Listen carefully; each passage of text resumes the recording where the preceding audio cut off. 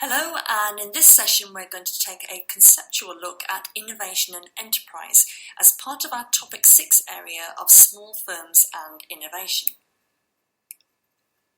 So when you're ready, we can move on to look at our second learning outcome for this topic area, and by the end of this topic session you will understand the conceptual relationship between innovation and enterprise and its limited applicability outside developed economies. It probably won't surprise you to learn that the frequency of technological innovation differs geographically. You can see there in the darker blue areas of the map just where the leaders of technological innovation capacities seem to be. And we can more closely identify where these leaders and the more marginalised nations are.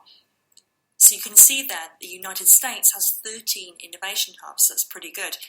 But the UK isn't doing too badly either with 4 hubs, especially in the context of its relatively small population.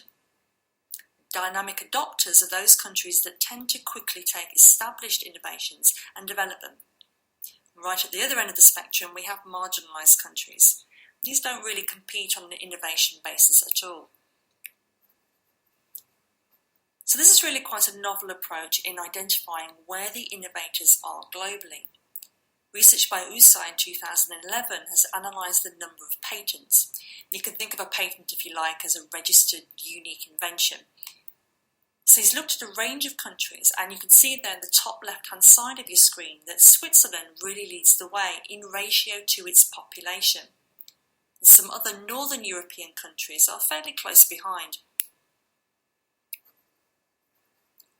Now I'm going to go back to that slide in a second or two, but for the time being, let me ask you the question. Is there anything surprising in that table to you? Take another look.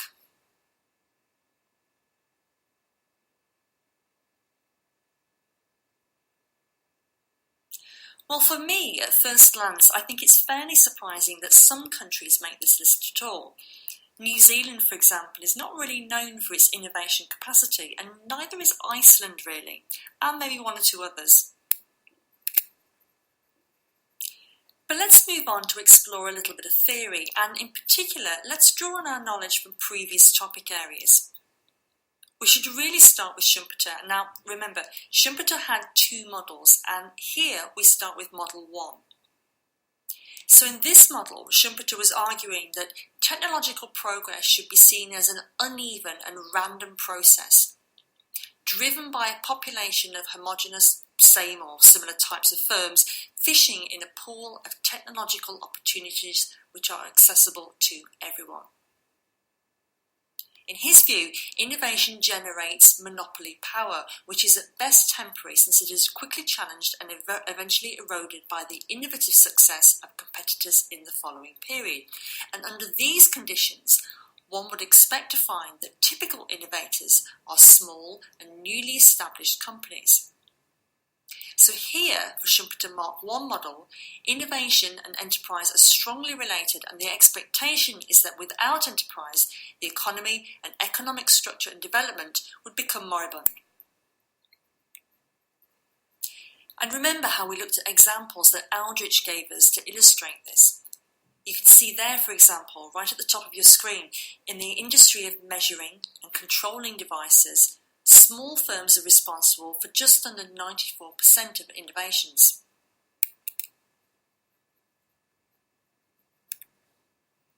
Can you remember then how we moved through Schumpeter theory to a Mark II version? In the second model, Schumpeter thinks of innovation as a process of cumulative accumulation.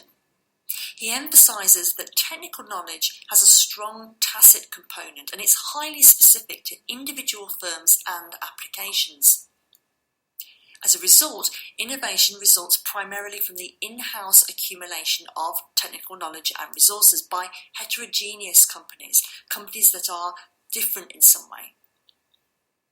As a consequence, leading-edge innovation is limited to a very few leading-edge companies, which require monopoly power and come to dominate markets. And moreover, this leadership is going to be stable through time, according to this second model from Schumpeter. And again, we can see some examples from Aldrich. Here you can see that in the aircraft industry, at the bottom of your screen there, for example, large firms produce the most innovation in comparison to small firms. And with the different conclusions and examples of Schumpeter's two models, Aldrich summarises that in some industries, such as computers and process control instruments, small firms provide the engine of innovative activity. In other industries, though, such as pharmaceutical products and aircraft, large firms generate most of the innovative activity. The implication, therefore, is that the nature of the innovative process depends largely on the industry being considered. And Aldrich ends by concluding that the greatest contribution to economic efficiency by small firms is dynamic and evolutionary in nature. Small firms serve as agents of change. One of the problems of this research, though, is again the bias towards more developed economies. So these conceptual frameworks might be of limited value when applied to other situations. Galhardi, for instance, suggests a number of limitations. He first of all says that both of Schumpeter's models emphasise radical innovation, whilst incremental change might be more important in developing economies. Secondly, he identifies that models of innovation also tend to envisage a cumulative process of development. Instead, developing economies may jump in technological development. And finally, Galhardi suggests that technological diffusion of innovations or ideas may work very differently in developed and developing countries and between them. Learning may also be more difficult in developing economies where firms' resources are more limited. So, question time, I think. Pause and reflect on the following question. Do you think a new model of innovation is needed for developing economies? So press pause, and then when you're ready, you can move on.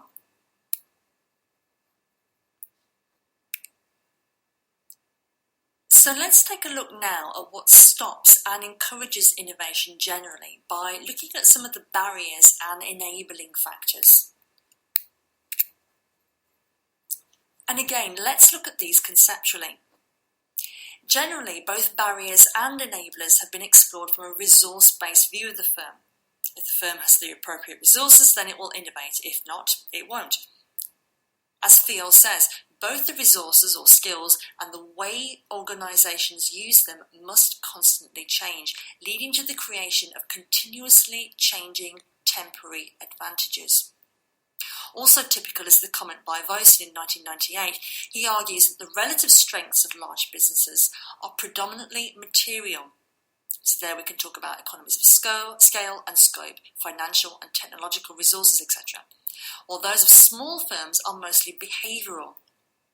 When we're talking about behavioural, we can talk about entrepreneurial dynamism, flexibility, efficiency, proximity to the market, and motivation. We can see some of the advantages and disadvantages here. Let's pick one out at random. So for example, on the left-hand side there, 3 rows down, you can see how small firms, in terms of their marketing, are able to react quickly to market needs. But at the same time, to reach some overseas markets can be almost impossible based on the costs involved. You can press pause now to read through more of these at your own leisure if you like. But for now, let's take a look at some research that has tested just how important the barriers of innovation are. Hewitt Dundas in 2006 analysed some innovation survey data and identified 3 constraints that seem to be especially powerful in reducing firms' innovation ability. First of all, she identified financial constraints, lack of finance and a low rate of return. Second, she identified human resource constraints, risk of development, employee attitudes, lack of market opportunities, lack of information about new technologies, lack of technical expertise, and lack of managerial experience. And finally, she identified organisational constraints, regulatory requirements, and a lack of partners, for example.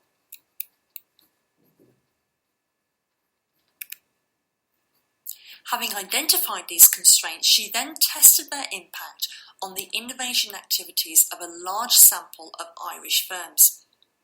Her key findings are that the profile of resource constraints that impact on innovation are broadly similar in larger and smaller firms, although a lack of finance, limited market opportunities, and legislative or regulatory issues are more often important in small firms. So she concludes, for small plants or firms, the most important barrier to undertaking product innovation is a lack of external partners. In contrast, for larger plants or firms, it is the high risk of development or a lack of internal expertise which present the greatest barrier to product innovation. So your very last question for this section. What are the key drivers or enablers and barriers of innovation in small firms? What do you think? Press pause, have a think, and then when you're ready, you can move on to the next section.